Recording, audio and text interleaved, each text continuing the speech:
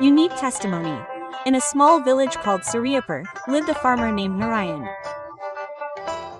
He lived with his wife, Geeta, and their 10-year-old son.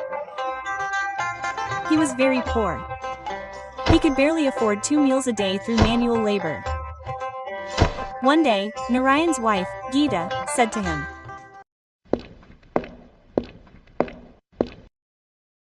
"Listen, back then, with just the two of us, we could barely make ends meet. Now that Amar is grown, I've thought of something. What have you thought, Geeta?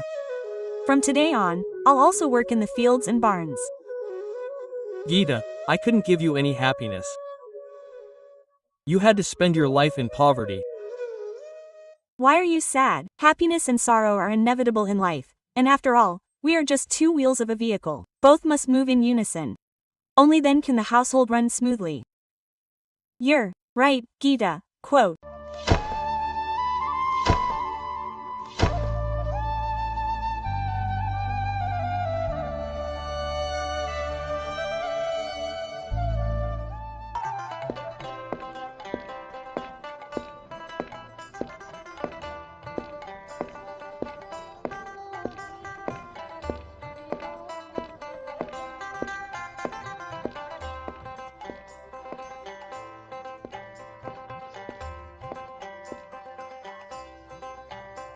Geeta and Narayan both began working as laborers in other people's fields.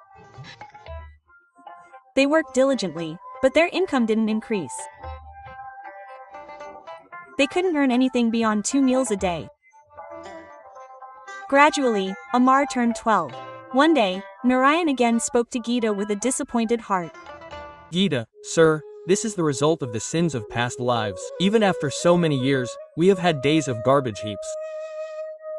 So what sin have we committed that poverty has stuck with us? It's all God's illusion. Only He can show us the way forward. Quote.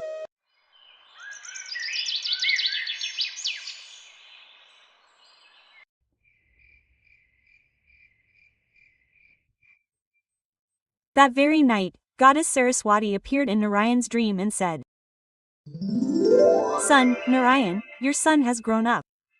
Why don't you educate him? Goddess Saraswati, you must be well aware of my plight. How can I educate Amar in such difficult circumstances? Do whatever you want, son, but you must educate Amar. Only after his education will your poverty be eradicated." Quote. With this, Goddess Saraswati vanished. The next morning, Narayan told his wife,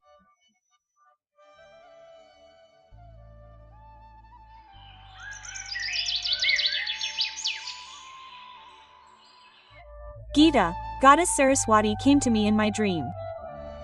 She said that only after Amar receives an education will our poverty be eradicated. Listen, you should take Amar to Kashinath today." But why Kashinath? Quote. A scholar named Vishwaguru lives in Kashinath. He is a renowned figure in the educational world. You should take Amar to him for education. Geeta, this will require a lot of money. Where will you get that much money? Go to Lala for this. He is the only moneylender in the village. Take a loan from him for Amar's education. Geeta, Lala is a cruel moneylender. He always exploits the poor. He lends money at very high interest rates and becomes very cruel if the loan is not repaid on time. You are talking about borrowing from such a moneylender. There is no other way. No matter what, when Goddess Saraswati herself has ordered Amar to get an education, we will definitely educate our son. But what do we have to mortgage for a loan? Lala doesn't lend money to anyone without collateral. You should mortgage this house. What are you saying? This is our only shelter. God forbid, what if this too is taken away? Say good things. Whatever God does, it will be good.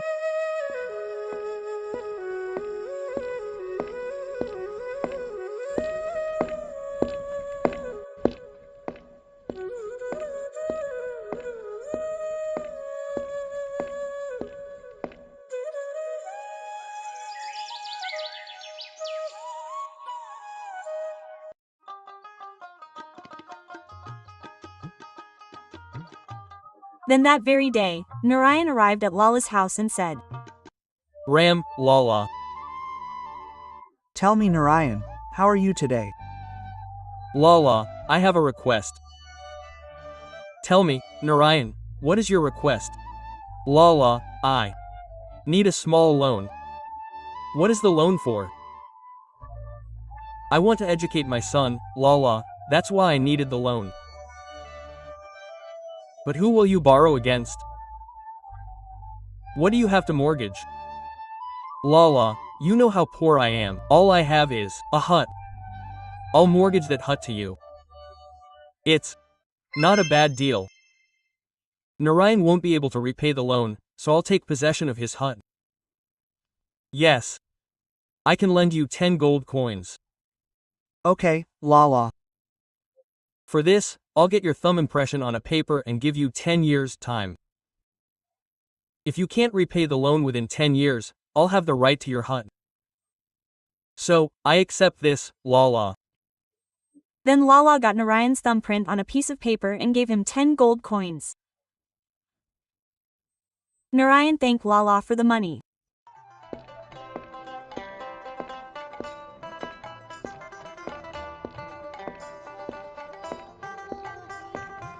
He set out for Kashinath with him and his son Amar. After traveling a long distance, he reached Kashinath and went to the hut of the learned Shiv Guru and began praying to God. Oh God, protect my child. Make him a great scholar. This is our only hope now. After Traveling a little further, the learned Shiv Guru approached him and said, quote, Guruji, salute me. Be Happy. Where have you come from? Quote. Guruji, I come from a small village called Suryapur. My name is Narayan, and this is my son, Amar. I want my son to learn from you. That's why I've come to you, Guruji. He placed his bundle of 10 gold coins in front of the Guru and said, please accept this, Guruji. What's in this bag? There are 10 gold coins in it, Guruji. I somehow managed to arrange it. I can't give you more than that, Guruji. I am very poor. Please don't refuse to educate my son. He seems to be a very innocent man. It's not right to disappoint him. Calm down, son. I will definitely educate your son. He will stay at the ashram for 10 years to receive his education. Only then will his education be complete. Okay, Guruji. Narayan left his son Amar with Guruji and returned home. Guruji began teaching Amar. 10 years passed slowly, and Amar grew up. One day, Guruji called Amar to him and said,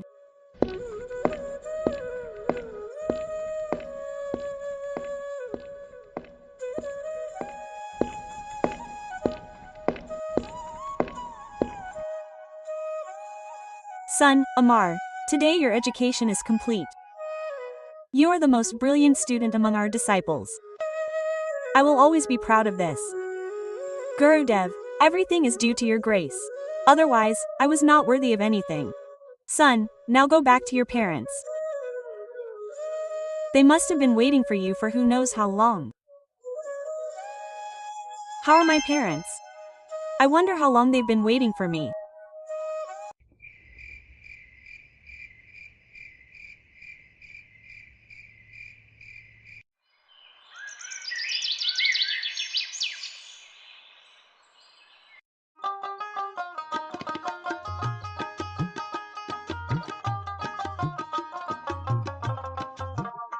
The next day, Amar traveled a long distance to his village and, looking at his hut, began to think. What a beautiful sight. It's been so long since I left here.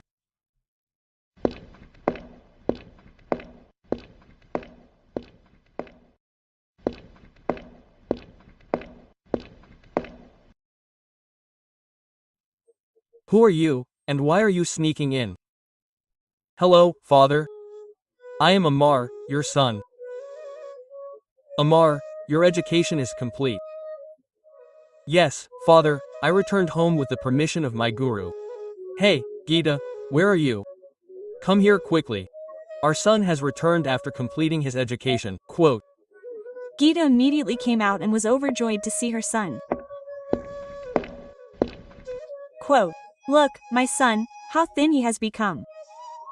Do you know how much we both missed you, my child?" "I know, mother, I missed you both a lot too." Gita, now our bad days will be over. Now our son will get a job. May God grant that day come soon.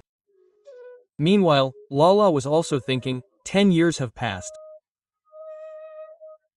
Now it's time to demand repayment of the 10 gold coins from Narayan. Quote.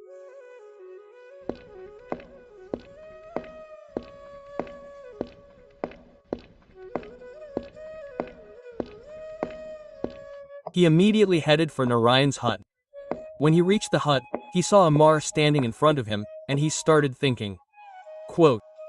Are you immortal? Yes, I am immortal. And you, Lalaji, haven't forgotten me? Lalaji, are you something to forget? Tell me, how did you come here? Where are your parents? Quote. Amar didn't answer Lala's question. Lala's temper flared. He snapped. Why don't you tell me? Where are your parents? Listen, Lalaji. My father has gone to cut down living trees and plant dead ones. What? Yes, Lalaji. And my mother has gone to sell air and buy silver. It seems this Amar has become overly wealthy. That's why he's fooling me with such talk. Quote. He threatened Amar. Quote, What nonsense are you talking about? Answer me exactly what I asked. I told you, Lalaji. Listen. Your father mortgaged this hut 10 years ago to borrow 10 gold coins from me. Is it true, Lalaji? Yes, Narayan hasn't returned those gold coins to me even after 10 years. I've come today to collect them. Tell me the truth about where your parents are. Otherwise, what will you do, Lala? The boy is a trickster. We'll have to be clever with him. So, I won't ask for the coins back. So, will you forgive the debt? Yes, I will. Just tell me where he is. Lala ji, how can I believe you? I'm taking the earth and the sky as witnesses. Lala ji, neither of them can speak. Therefore, they can't be made witnesses. So what can I do? If you take a living being as witness, I'll believe it. This little boy isn't even letting me stand. But I'm no less. Just then, Lala's eyes fell on a butterfly sitting on the hut. He said, I use this butterfly as witness and promise that if you tell me the whereabouts of your parents, I will forgive the debt they took out. This is what we talked about, Lalaji. Now listen, I told you that father has gone to cut down living trees and plant dead ones. That means he has gone to cut down trees and build a dam. Oh, so that's what you meant. You are truly intelligent, Amar. Okay, I'm leaving. Lala, you have harassed many innocent, poor people. Now see how you fall into my trap.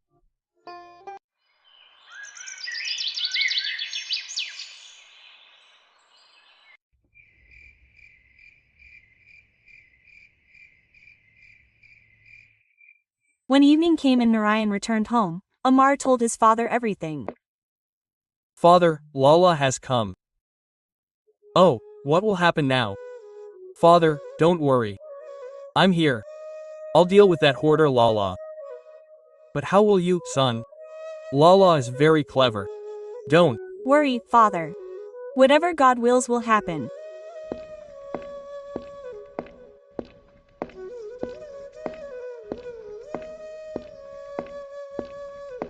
The next day, Lala came threateningly to Narayan's house.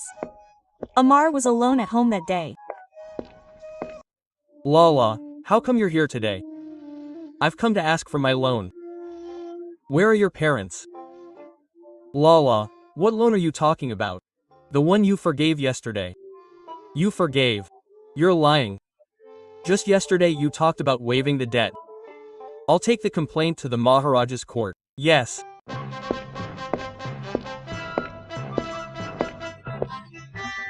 That very day Lala arrived at the court and said to the Maharaja, "Hail Maharaja. Please do justice to me, Maharaja." "Hey Lala, you? Who could possibly trouble you?" "Maharaja, Narayan from the same village borrowed 10 gold coins from me 10 years ago, but now when I ask for it, his sly son says the opposite." Minister, immediately summon Narayan and his son to the palace. Quote, Narayan and Amar were summoned on the Maharaja's orders, and the Maharaja questioned Narayan. Narayan, what is this? Excuse me, Maharaja, I will plead on my father's behalf. Tell me, what do you want to say? Maharaja, it's true that my father borrowed money from Lalaji 10 years ago, so why aren't you returning it? Maharaja, when Lalaji came to our house yesterday, he promised to forgive me. Then there's no question of asking for the debt.